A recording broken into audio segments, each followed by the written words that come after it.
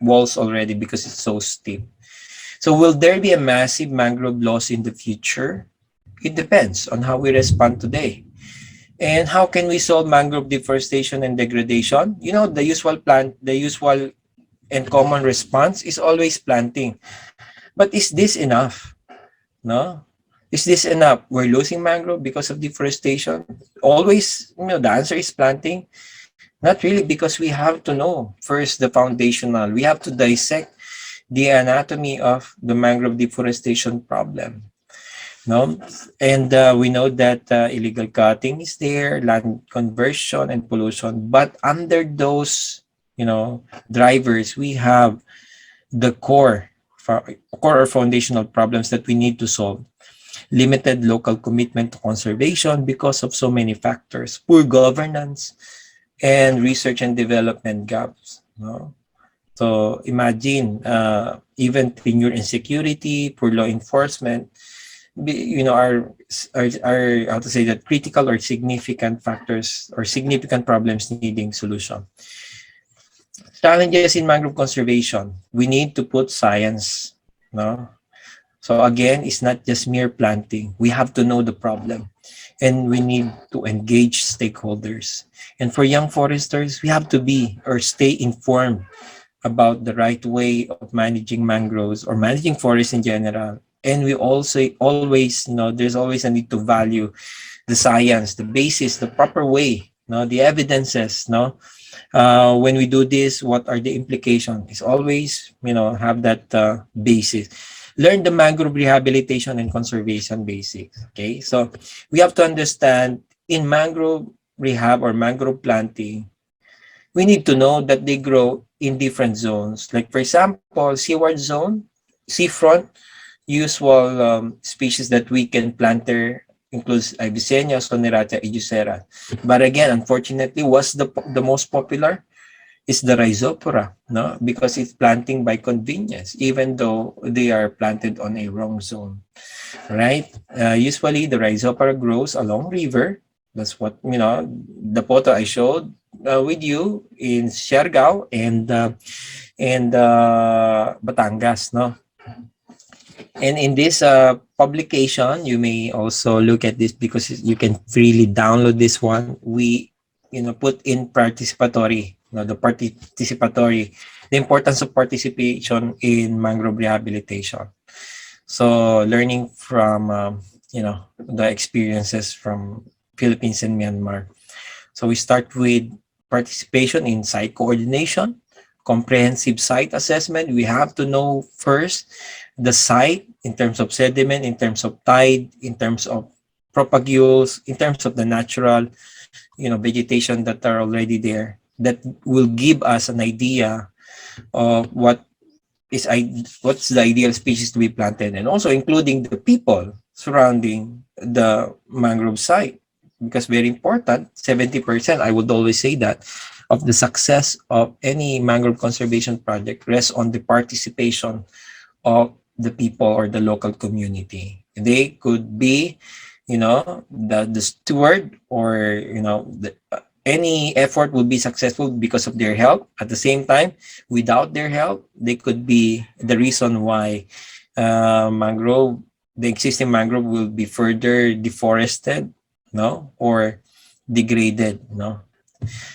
And the next one is understanding the rehabilitation or the ecological succession pathways for rehabilitation.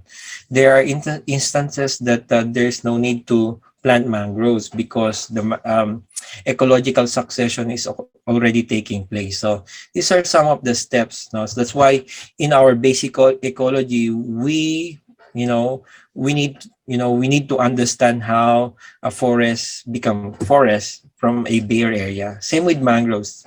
This one is an abandoned fish pond, no planting at all, just protection. And look at what is happening. Mangrove is now recolonizing what is used to be their habitat. So no need for planting. They have started to recolonize, and who knows, 10 years from now, this is purely covered already with vegetation.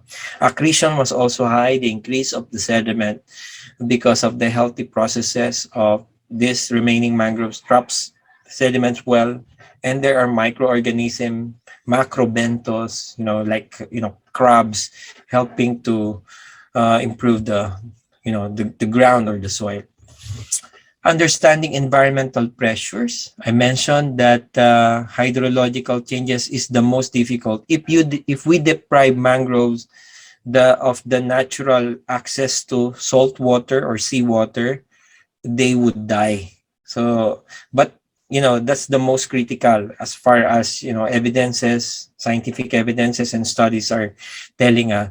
Natural hazards like typhoon, well, they are resilient. No, the one I showed a while ago in Siargao, no, the port of Siargao started to recover. Chemical pollution, oil spill, they are somehow still resilient. But again, if you deprive them, the hydrological changes, deprive them of access to salt water, they will die. So this one is onwards already of the natural recovery. And this one is remote sensing study by Giri. This is the left side 2005 used to be the redder. That means the amount of vegetation. But that means that the redder the color is, the denser the vegetation. And then the storm happened in 2005. That's the picture in 2006. So vegetation was heavily, how to say that, damaged. But you look, 2014 is now also becoming red naturally, so that means ecological succession really, happens once we have allowed them to rehab themselves. Now, this one is the one again on the hydrological changes. The usual response to storm surge and tsunamis to put up seawall, but without consciousness on the design, like if we again deprive the natural flow or the natural access of mangroves to salt water, look at what's happening at the other side of the wall. Mangroves are dying because of that seawall. And then we also have here understanding the cost effectiveness. Again, this is an abandoned fish pond with naturally recolonizing mangroves, no planting at all. But what was, someone planted, no, as part of a project, they planted rhizopora on the dike. Practically speaking, this is no longer needed, because if you just leave this place, no more planting, it will be all covered with the naturally, recolonizing species like Avicennia and Soneratia. So imagine, I think it's a wrong investment. And this one too, understanding sediment quality and quantity. And they planted mangroves on very rocky ground, very rocky sediment. This is not a natural habitat for rhizopora or even for mangrove. We also need to know, why is there a problem, in the first place. Like for example, in this particular site, the local community asked me how they can effectively plant mangrove. But I have noticed that their main problem is massive soil erosion or sediment erosion along the coast. And then I asked, are there any, like for example, quarry or anything that, that would they know why the sediment is collapsing? They said that there are illegal black sand mining activities around here. Hence, even though they will plant mangroves, because of that, coastal sediment erosion, any planting won't be effective. So here, the real solution is not really planting mangroves, but stopping the black sand mining. I also happened to visit Malaysia, somewhere in Molucca Strait. This on the right side is an oil palm plantation, and in the left side is the remaining strip of mangrove. So imagine, this used to be all covered with mangrove, but they have constructed, irrigation canals and roads, for the oil palm plantation. Those, road, basically they deprive the natural flow of sediment. So when you say natural flow of sediment, It means that, like for in the upstream, there will be rain, and then sediment particles will go to to the stream and then river, and then they will be transported to the coast. That is called coastal sediment recharge. All right. So if you have quarrying, if you are have quarrying activities that collect sediment from the river, no, those sediments, no, there will be lesser sediments that will be going to the coastal. Same as you put up dams, no. So sediments will be trapped. Not much sediment will be going to the coastal. Hence, this is what is happening. All right, coastal erosion. No need to cut the mangroves; they will eventually die because of these receding sediments. Okay. Another one, the science of rehabilitation, number understanding the tide and sediment link. No, in this particular site in Ahui, Iloilo, ZSL, Zoological Society of London, they tapped a group of not foresters but actually civil engineers to map out the coastal configuration, the quality of sediment before they design the rock wall. And the purpose of the rock wall is to minimize the tidal action or the strength of the tides, and also minimize the erosion of sediments to the sea. And they have this kind of study, and very effective, because at the back of the rock wall you will see the Avicennia and Sonerata already growing, no. Another one, or another example, is the T-fence, no. It's made of bamboo, again, to regulate or reduce the impact of tides, no, or wave, and also at the same time minimize erosion.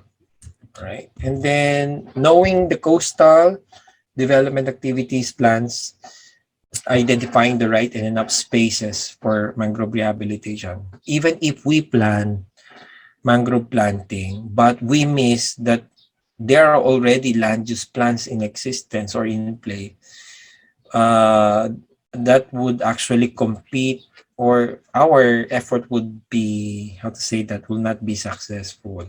No, if we're planting or planning to protect this mangrove, but you know, in the first place, there are already approved reclamation projects, then masisira lang. It will just be put into waste. Or somewhere in Quezon as well. Like for example, this is our mangrove planting site, but little that we know, an approved site for the construction of a wharf or a port. So mawala rin yung mangrove. And then rehabilitation basics, number 8, knowing mangrove's economic values. It's very difficult. Of course, we have that, saying that it's difficult to protect or conserve something that we don't know of the value.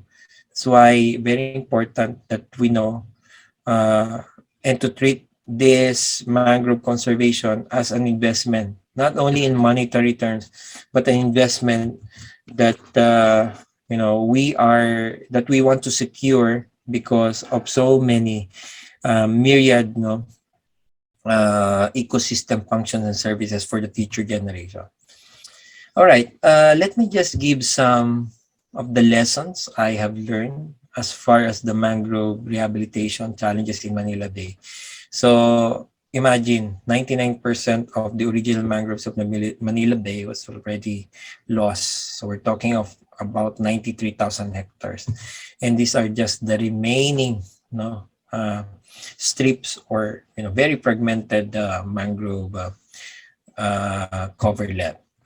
And number one challenge in rehabilitating the mangroves there is because of the polluted water. And this is also common in many urban or cities. Mangroves and associated organisms have limits in tolerating extreme conditions like polluted waters and sediment.